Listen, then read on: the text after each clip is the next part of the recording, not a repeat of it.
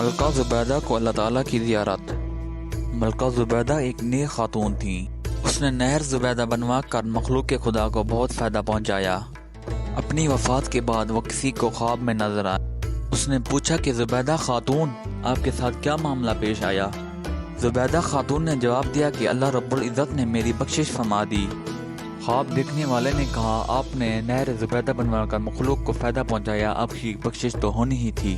زبیدہ خاتون نے کہا، نہیں، جب نہر زبیدہ والا عمل پیش ہوا تو پروردگار عالم نے فرمایا، یہ کام تو تم نے خزانوں کے پیسے سے کروایا، اگر خزانہ نہ ہوتا تو نہر بھی نہ بنتی، مجھے یہ بتاؤ کہ تم نے میرے لیے کیا عمل کیا؟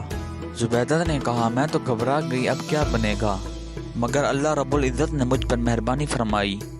مجھے کہا گیا کہ تمہارا ایک عمل ہمیں بہت پسند آ گیا۔ ایک مرتبہ تم بھوک کی حالت میں دسترخوان پر بیٹھی کھانا کھا رہی تھی کہ اتنے میں اللہ اکبر کے الفاظ سے اذان کی آواز سنائی دی۔